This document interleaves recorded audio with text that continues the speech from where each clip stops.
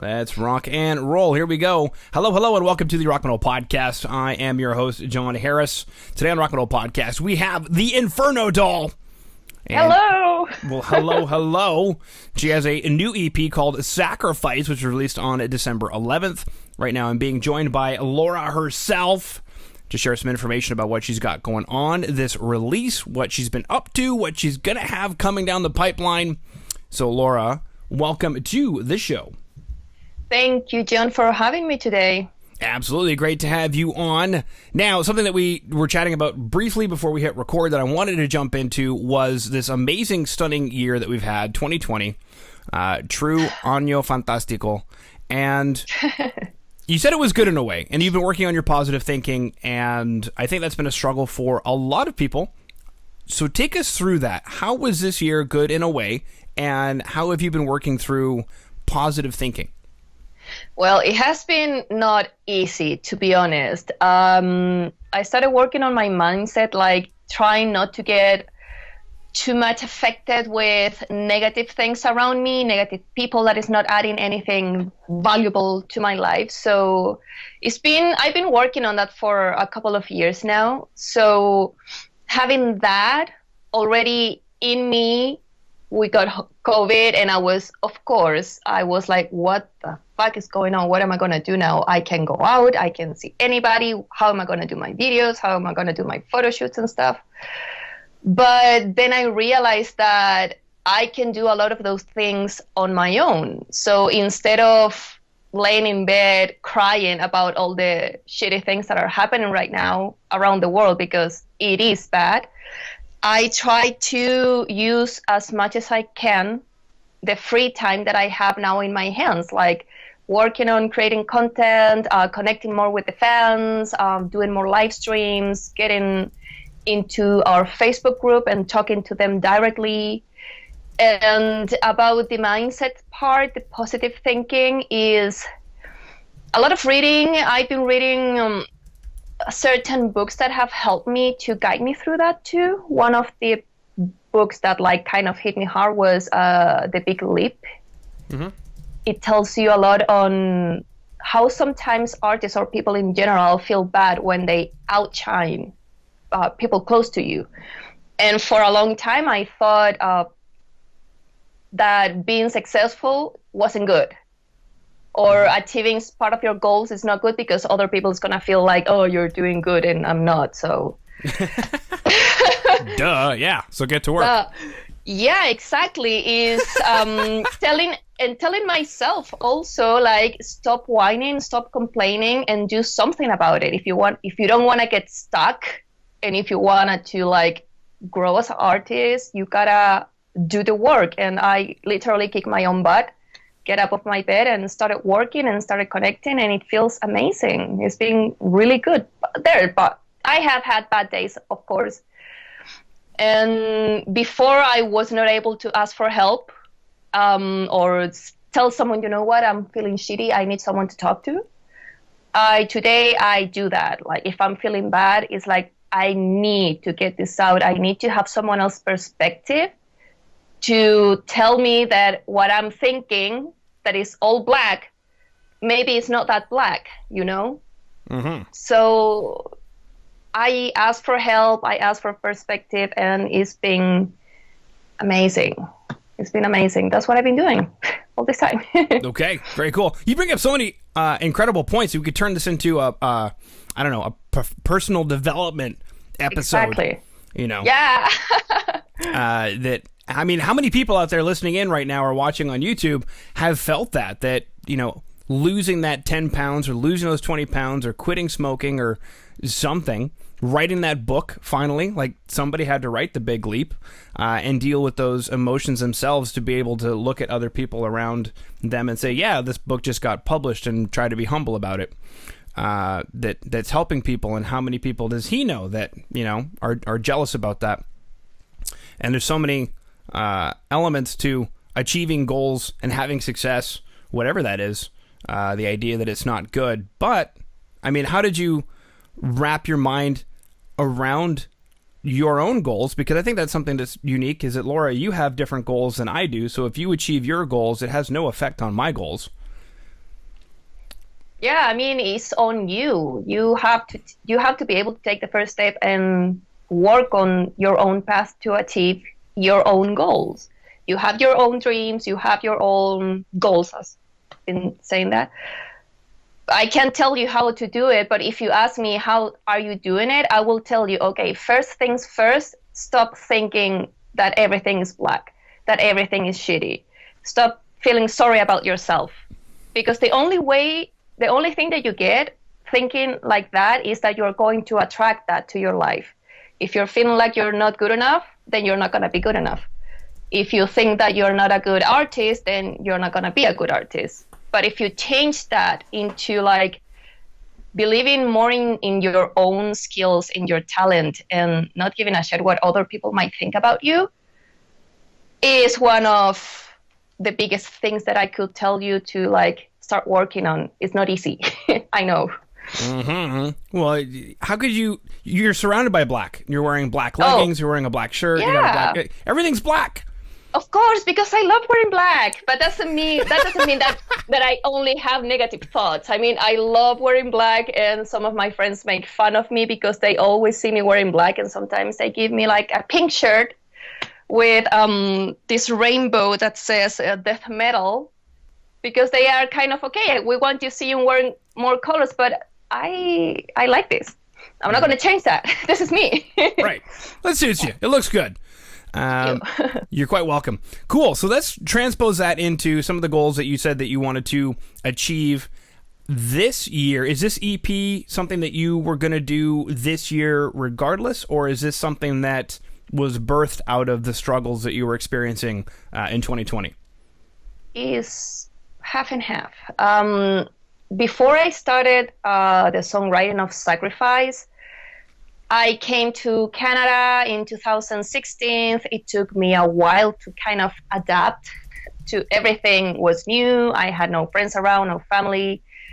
And before I came here, I sold most of my stuff, so I didn't have my gear here to start recording songs. But at the beginning of 2019, I started feeling this need. I talk about the Inferno Doll, about this alter ego living inside me that was Domination, but somehow I do feel that she's inside and she was telling me, hey, it's time, we need to make music. And I started writing songs with my iPhone's headphones, Cubase on my laptop, and just using my voice because I didn't have any instruments or anything. And and then working online with my producer was a pain in the butt. It was really hard to do this online. We didn't know about the existence of Zoom, for example, that would have made everything more easier. And then 2020 happened. We got hit by a pandemic, and we were kind of in the process of finishing the last songs, like the last details of the songs. And we started with the mixing. And then I was like, how am I going to do this? I mean, I can't go anywhere, but I did everything online. We finished the mixing and the mastering online. My own albums, the own EPs, I had to do everything online to the person who was printing them, and I literally had no human contact with anyone in all this writing process. So Sacrifice is all about that. Sacrifices in personal life and everything that I have to go through in order to get this album out and to become the Inferno Doll in the end. Mm-hmm.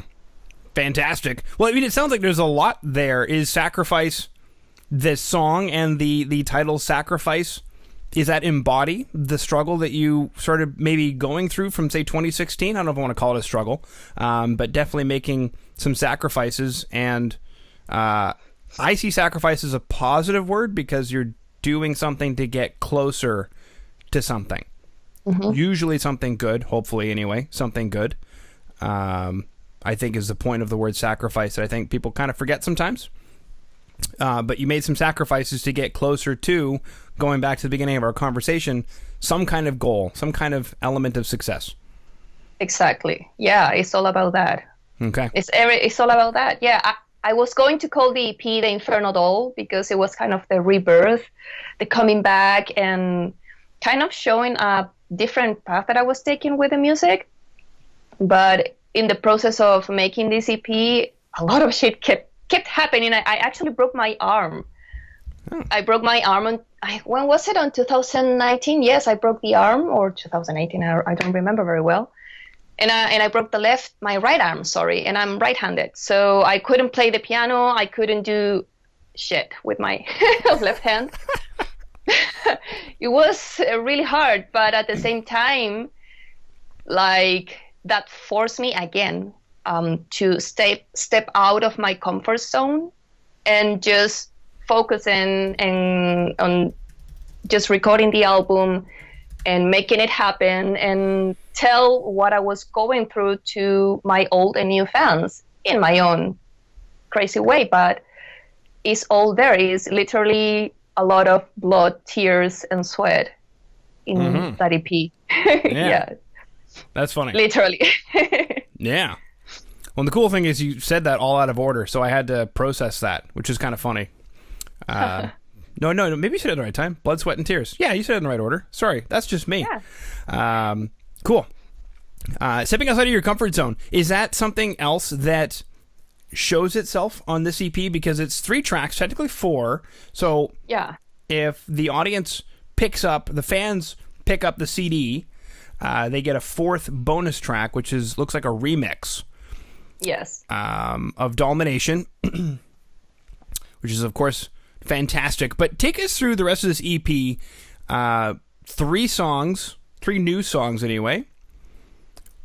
Why these 3 songs? What is it about these 3 songs where you said this EP is complete? Completo. I can release it now. Yeah, thanks for asking that. Actually, there was going to be a 4th song that at the last minute I decided not to include it because it made no sense to me to put that song in there. And actually, I'm reworking on that song right now. I wanted to be those 3 songs. First, musically speaking, that's what I wanted to show because that's what I'm doing now. And I love Domination. I think the essence of Domination is still present in Sacrifice. I'm the same person, kinda. And I wanted to be Sacrifice because it was Sacrifice, Ghost Waltz, and Land of the Lords were the exact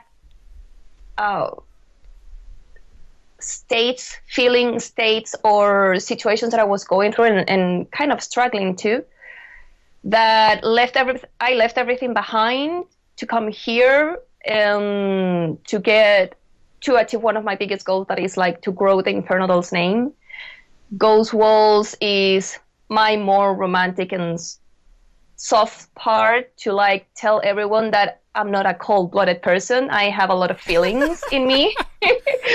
I'm a very romantic girl. I love reading goth novels and dark romance, Dracula and all that. Penny Dreadful too. And Land of the Lords is anger. I felt a lot of anger towards people, towards situations, and I just want to let it all out and share that with everyone. And it's been amazing that today people kind of understand the message that I'm sending, and they tell me how they feel when they listen to either Sacrifice or Ghost Waltz or Land of the Lords, and I'm like, fuck, they get it. Yeah, I'm blown away. Yeah, it's amazing. Well, you mentioned something that earlier this year you've been spending a lot of time connecting directly with the fans. Yes. You mentioned Facebook group. You mentioned some live streams. Is that where you are finding out that people are getting what it was that you produced? Well, I never did this before. I thought that connecting to your fans was wrong. I thought that having a direct communication with your fans was wrong because I was told that all the time when I was like back in Chile with my former band or people around me, like, you shouldn't be so personal with them. And today I see everything differently. I read Amanda Palmer's The Art of Asking, and she is like everything about connecting with your fans. And when I started doing that, like opening up more to them and write them different kind of emails, as well as like telling them, hey, this is what's going on in my life. That's why I'm writing the songs I'm writing. And people getting to know you in that way, I think it has been amazing to, at the same time, grow my name as the Inferno Doll, as a solo artist. The other day, for example, I woke up and I had a fan page. One of my super fans, he made a fan page about the Inferno Doll because he loves the music and he gets the message and he just loves it. And I'm like, thank you. I actually cried that day.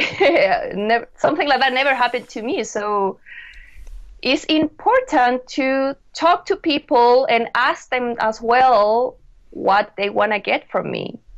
Because when you do things on your own and you don't have anyone else telling you, hey, it would be good if you like get this kind of merch, or if you, instead of just having CDs, you could like get vinyls or stuff like that. Mm-hmm.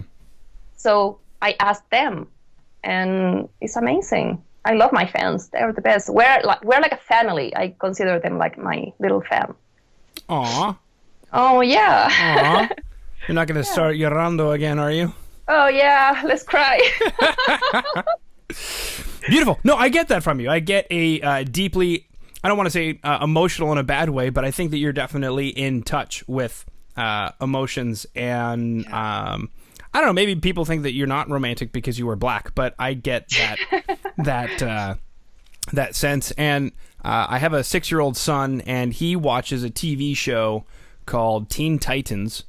And there's a character on Teen Titans called Raven, and she's kind of the same thing. She's like all darkness, witchcraft, but at the same time, it's like a force field for her heart because she has a really big, huge heart. And so that's cute. Yeah, I made that connection just now. Yeah, I like it. Thank you. I watched that show. Okay, you could be Raven. Yeah, I know it. Yeah. Beautiful. All right, fan-freaking-tastic. So we've chatted quite a bit about, connecting with the fans, which I think is important. And, yeah, I mean, if you go back, probably about 20, 30 years ago, the music industry was very closed off for security reasons in a lot of cases. Fans get crazy. They do things. I've read a lot of articles from various artists. They knew when they hit it big because all of a sudden they actually had to have security around them when they went somewhere. They couldn't just go somewhere anymore. So there's some security reasons, but something that I like about today's music industry is it really opens it up for bands to just do things themselves. They don't need to go through a record label fan club that they never actually get to read any fan letters from. They can actually just connect with fans directly, and instead of somebody in a suit at a record label who's been doing this for 30 years saying, this is what you're going to do step by step without consulting the fans, and we just know that they're going to buy it, you're able to connect with them and say, hey, I don't know what you want. What do you want? Yeah, exactly. Very cool. Asked them, and I didn't know that you could do that, actually. I signed up to this course in this online academy called Savvy Musician Academy. I don't know if you've heard about it. Leah McHenry is the one that is the founder, and she creates these amazing online courses about branding, about how to market yourself online, and literally how to connect with your fans. And I thought before that if you didn't have a record label, you were not going to be able to do it. I thought, I'm talking about 2008, 2007, stuff around that time, that if we couldn't get into a record label, we wouldn't be able to perform or to get sales or stuff like that. But now I see that if you learn how to do that yourself, you don't need a record label. But you gotta put the work on it, so it's not easy. Yeah. It's definitely a lot of work. The things that a record label would do for you now are saving a lot of time on some things that you have to do yourself, like, booking this interview. And For example. Yeah, but we had Curtis for that. Yeah, exactly. Gracias, Curtis. Yeah, he's the best. I'm so happy I'm working with him. Perfect. All right, Curtis, if you're listening in or watching, you've just been praised. So, Aha! He's gonna be happy. That's right. You better be happy. Cool. Now, you mentioned that you're working on a new song. Kind of. It's one that was going to be on the EP. You're continuing to work on it. So is that what we should be expecting here shortly? What's the game plan from here? Okay, so Sacrifice was released on October 30th on digital platforms, and it's gonna be released on the 11th of December, like the physical release. So right now I'm very focused on promoting that at the moment. But of course, on the other hand, I'm also writing songs, and I'm planning on releasing like a full album sometime during 2021. And musically speaking, it's probably gonna follow the same path as Sacrifice, but I want also to experiment a little bit more. I'm a big fan of Devil Doll. I don't know if you know them. They don't exist anymore. And I've been listening to a lot of instrumental music, and I'm getting more into horror and all that. So I think it's a new album from the Inferno Doll could be somewhere June, July next year, and it's gonna be my voice. Don't abandon me, boys. I think it's coming very dark, romantic, and of course it's gonna be a lot of metal there, a lot of growling, screaming, and some speaking voice songs. I don't know how to explain it. It's coming weird, but it's gonna be good. Dark, romantic, and intense. Dark, romantic, intense. Everything that I would expect to come from Inferno Doll, Laura. Yes, that's awesome. Yeah. I've got the write-up here. It says, you're inspired by horror movies, gothic literature, The Legend of Dracula, the Bram Stoker novel, yeah? Yes, the Bram Stoker novel. Okay, cool. True story, because my mom's side of the family is Romanian, I have a lot of issues with that novel, but I get the whole thing. It's actually pretty good, and there's a prequel and a sequel for that novel, and I've been reading so much Dracula things lately. Like, I'm literally turning into a big Dracula nerd. Oh no. Yeah. Not the real Dracula, Bram Stoker's Dracula. Well, yeah, Bram Stoker's Dracula. It's amazing the way he writes things, and it makes it look like Dracula was real. Like real. And I don't know, I think probably Bram itself thought that he was a vampire. Probably that's why he got cremated when he died. Could be. I read something recently, Laura, that was great fiction novels are 99% fiction, 1% truth, because the only way to make it come across as a truly encapsulating story that invites you to be invigorated by a false world is that 1% of it is based in truth that the author himself could only have experienced or come into contact with somebody, almost like a clairvoyant, but it could be a real person. In order for it to come across that way. And I thought that was very inspiring. Yeah, it is. Yeah, no, I could talk to you like for hours about Dracula, but we should leave that for another time. We should. It'll be too much. We should. Yeah, absolutely. I love talking about Dracula. Okay, we'll do it. We'll do another episode. I'll give the accounts from my side. You'll give the accounts from your side, and we'll have a massive discussion. Yeah. Absolutely. Cool. Okay, so we chatted about a couple of tracks here. Actually, we didn't chat about Ghost Waltz, but we did chat about Land of the Lords. So I'll just leave that as it is. Everybody listening in or watching on YouTube, definitely go check out the EP. Listen to the EP. It's fantastic. Because I'm totally into what you're doing.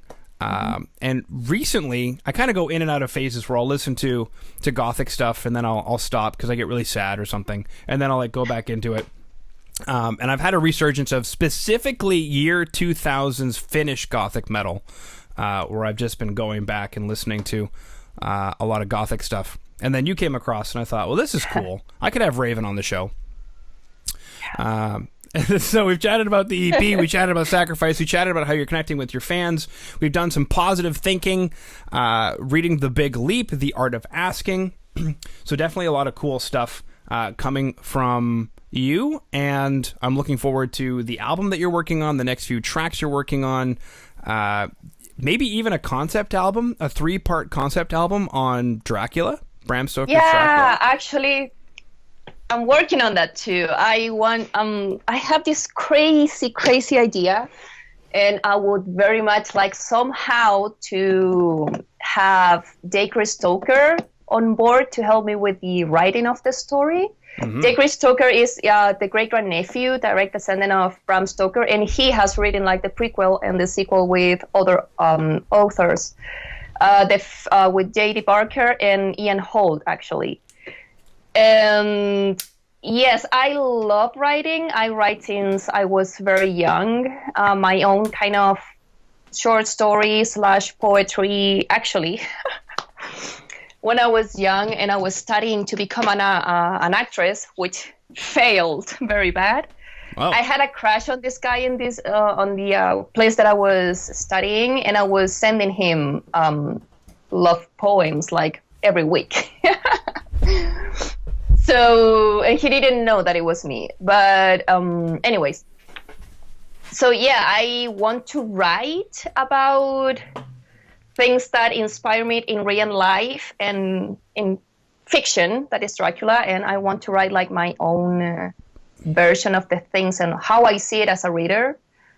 The whole Dracula thing. Yeah, actually, you are one of the very few people that I've told this, so now everyone is going to know. Now everyone. So, yeah, everyone that listens is going to know, so I'm kind of making a big commitment here, and that's one of my biggest dreams. I'd love to do kind of a conceptual album and make it deadly romantic. Mm-hmm. I dig it. I see it. The commitment is now made right here on the Rock Metal Podcast. We did it.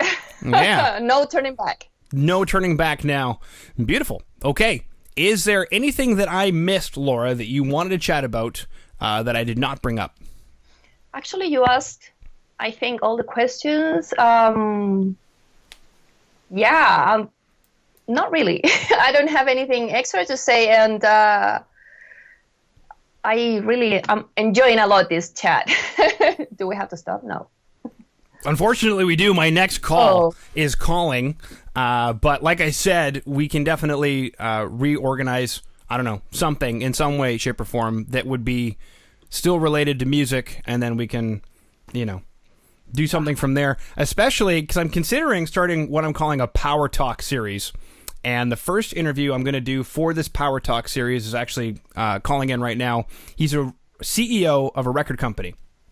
Oh. So instead of chatting with a band, I'm going to chat with a record exec and say, hey, let's talk about your side of the equation.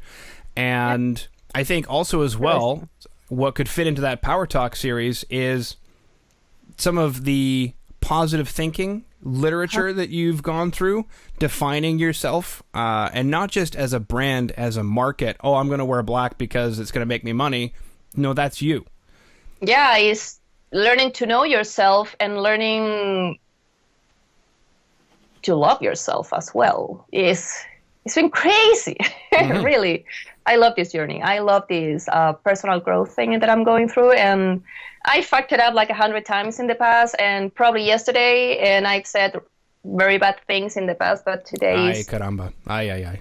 Yeah. You know how it is. Well, but it's been writing the sacrifice and putting it out there, and I think I made a post about that the other day, that I was feeling very much afraid about putting this EP out because it was so different to Domination, and it's more me. It's very personal, and it's all about personal growth, but in a very fictional way. Mm-hmm. Well, and you're in Calgary. You're only a couple hours south. Yeah. you know. We're neighbors. Exactly. When this whole thing clears, we'll meet in Red Deer for Chinese food. That's what we'll do. Okay. I'd love that. Yeah, if you like Chinese food. I'm vegetarian, so if there's no meat in it, awesome. Okay. Okay. Pescatarian, do you eat fish? No. No? No fish? No. Oh, man. No, just eggs. Just at the eggs. moment. At the moment. Okay. Ovo vegetarian, ladies and gentlemen. Oh, vegetarian.